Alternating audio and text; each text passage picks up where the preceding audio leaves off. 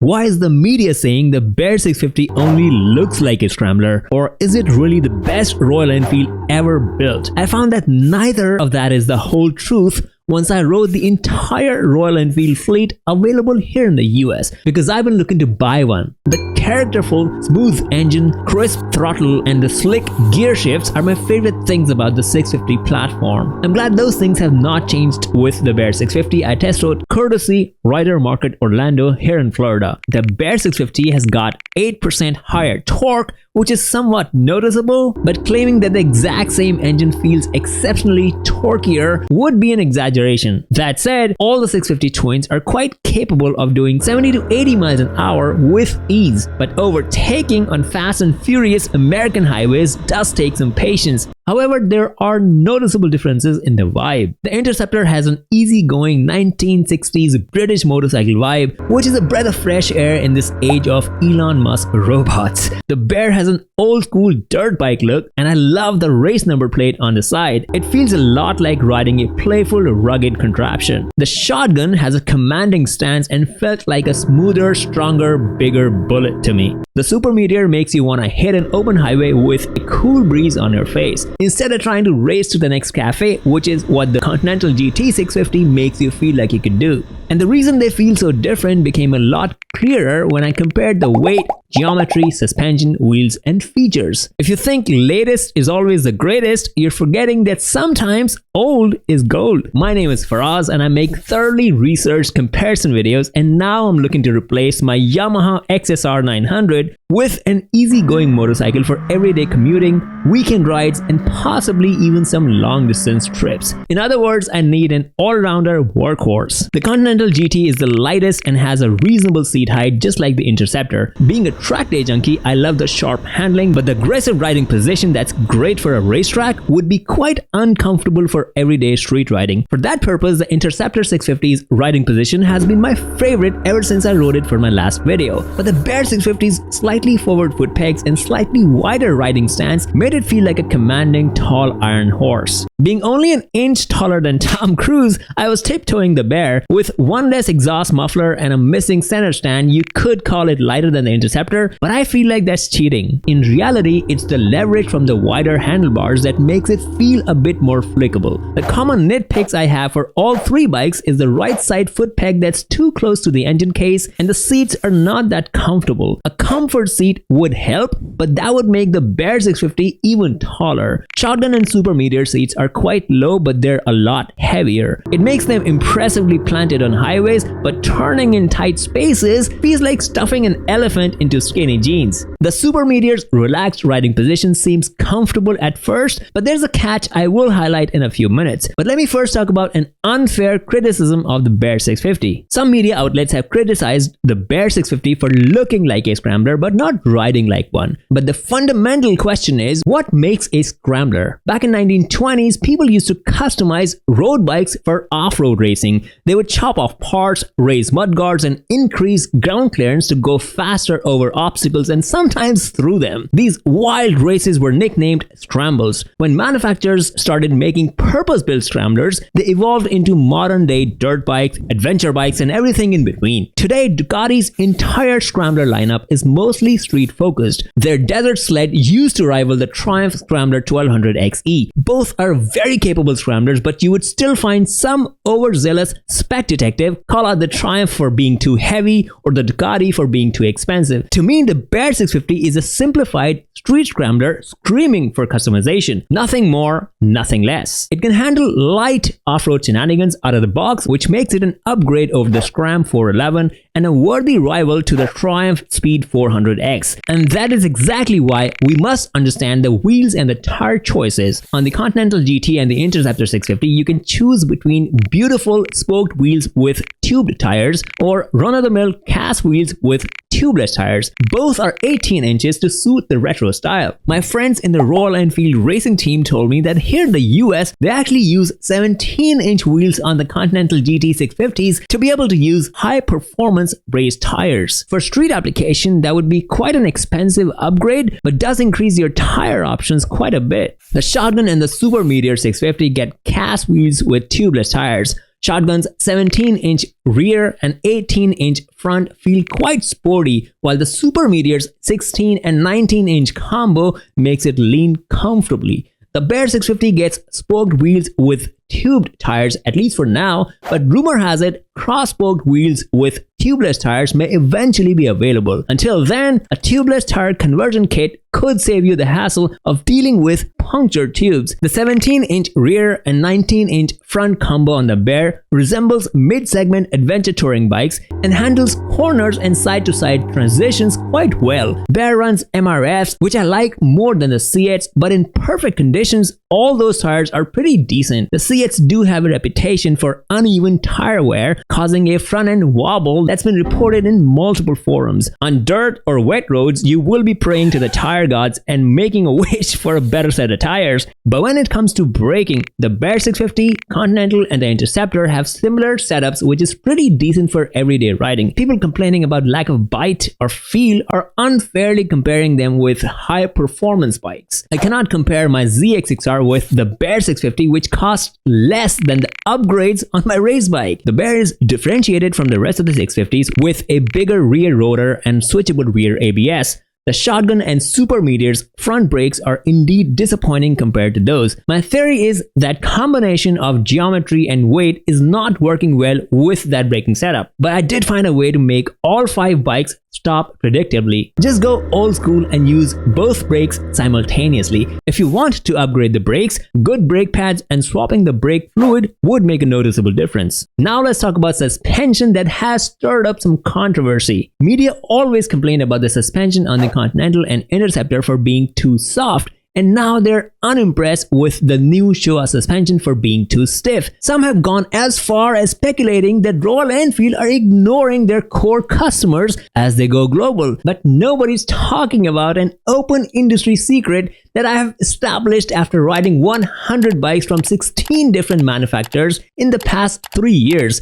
Finding a factory suspension that fits all riders, all riding styles, all riding conditions at this price point does not exist. The questions we need to focus on is why is it like that and what can we do about it? Time for a crash course in suspension. Forks up front and shocks in the rear use springs rated for specific weight ranges. As per Royal Enfield's brief, the Showa setup on the Shotgun, Super Meteor and the Bear 650 is tuned for 2 average sized riders or a solo rider with luggage. That's why larger, heavier set riders did not complain about the suspension. For an average sized rider, even the preload adjusters cannot magically soften the springs designed for twice the weight. You can certainly ask, why didn't Royal Enfield spring it for one rider and let the preload adjusters take care of the passenger? Well, they did that on the previous 2 bikes, remember? And that is the suspension setup riddle every manufacturer struggles with. As everyday riders, this awareness helps us identify real-world solutions. A free solution is just ride it a couple thousand miles and let it break in. Lots of owners claim it softens over time. But swapping springs rated for your weight is the affordable solution that will make a noticeable difference. If you're picky about damping levels as well, upgrading to aftermarket suspension with full adjustability is the ultimate solution. But it does cost a lot more than the loud pipes we keep buying. If you have friends who need to hear this not just about Royal Enfields but about suspension in general, please share this video with them and enlighten the ignorant. You can also entice them with the exhaust notes comparison that's coming up right now.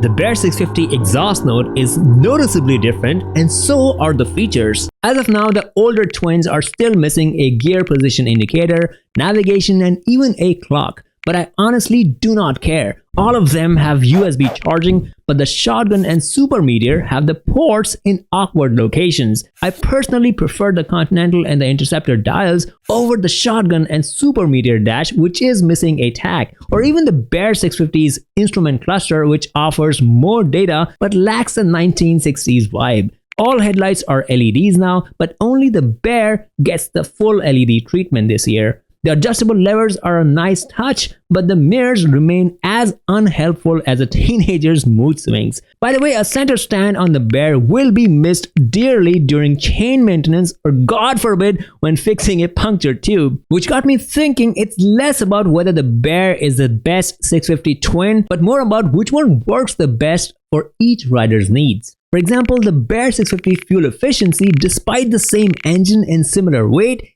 is the lowest. With the biggest tank size, the Super Meteor is the one with the longest range. I do like to show a conservative fuel range so no one ends up pushing their bike to a gas station because of me. But based on my touring experience, the range is not that bad because you're gonna need a break after riding that many miles anyway. For long hauls, extra fuel cans would give you some peace of mind and the look of Dora the Explorer. I mean Christopher Columbus. Service intervals and 3-year warranty is standard across the board, but you've got to read the fine print. The service intervals are among the shortest in the industry. Inspections are required every 3,000 miles. Oil change and valve checks are every 6,000 miles. Frequent service intervals may help catch issues early, but they also increase maintenance costs, especially in places like the US where labor is expensive. The warranty terms also vary by region. In the US, DIY maintenance is often acceptable, but in a lot of other countries like India, missing an authorized workshop service may void the warranty. That makes parts availability and maintenance costs key considerations depending on your location and mechanical know-how. Which brings me to the price comparison. The base Interceptor is the cheapest, while the Super Meteor is the most expensive. The Bear 650 slots right under it. In the US, I spoke with riders at Royal Enfield demos who appreciated the value proposition and simplicity, especially compared to pricier retro bikes. My UK audiences seem to have similar opinions, but the association with British heritage makes Royal Enfields even more attractive to them. However, for the discerning Indian fans, the 650 twins are aspirational bikes, so the value for money expectation is a lot higher. When it comes to reliability, many ownership forums report multiple issues, especially electrical issues with the older twins. On the Bear, they did relocate the regulator rectifier away from the engine heat, which may resolve the battery charging issues the twins are known for. However, compared to Japanese reliability, one has to accept the Royal Enfields are a bit quirky. But I could also say that about a lot of European bikes with significantly higher price tags. Ultimately, it's a matter of choosing the course you can live with for the bike that draws you in. To address those issues and improve performance and comfort, I am working on another video to cover the best modifications and upgrades in great detail. Consider subscribing if you want to watch those videos. Now, which Royal Enfield 650 twin should you buy? Here are the pros and cons of each bike. Continental GT 650 is a nostalgic cafe racer that is guaranteed to invite compliments, but the aggressive riding stance limits the usability to Sunday morning rides to the local cafe, not a friendly workhorse for everyday commuting. Unless of course you're planning on a massage and a nap after the ride. If you're coming from a Meteor 650 or something similar, the Super Meteor makes a great upgrade for touring endlessly on open highways. For countries where full-size cruisers need 1800 cc's, the Super Meteor makes a great beginner cruiser that's fun on back roads, easy to work on, and maintain interstate speeds without breaking the law. Don't forget to budget for a comfort seat, touring windshield, and suspension upgrade if you ride through bad roads and windy highways. The Shotgun works if you love the commanding stance, your commute doesn't involve tight spaces, and mid-mounted foot controls feel more natural to you. But if you're gonna deal with potholes and headwinds, you need to budget for the same mods as the Super Meteor. And for those of us who want outstanding looks from an easygoing commuter that's also fun for weekend getaways, the Bear and the Interceptor are the choices it comes down to. The Bear's race number plate and the rugged retro Scrambler look left me spellbound, but the Interceptor's British motorcycle aesthetics also makes my heart skip a beat. Out of the box, the Bear's functional advantage is the light off-roading capability, which could be enhanced with some mods and money, but the Interceptor's strength is the softer suspension that is more appropriate for not-so-great roads in everyday riding scenarios. Both are great for urban commute, but my ability to flat-foot the Interceptor makes it the preferred choice for waiting at stoplights and rolling it out of my garage. The convenience of tubeless tire options also tips it in favor of the Interceptor, of course until the crossboat wheels become available for the Bear. Long distance comfort would honestly be the same, except a comfort seat upgrade would still keep me flat-footed on the Interceptor. Being a newer model, the Bear may be slightly more reliable, but realistically only time will tell. So I compared the Interceptor and the Bear with competitors from other manufacturers to make a decision I wouldn't regret. Subscribe to watch that in the coming weeks. In the meantime, you can watch me compare the Shotgun and the Super Meteor with Japanese cruisers, or comparing the Himalayan 411 with global competitors. This is Faraz, helping the rider community one video at a time.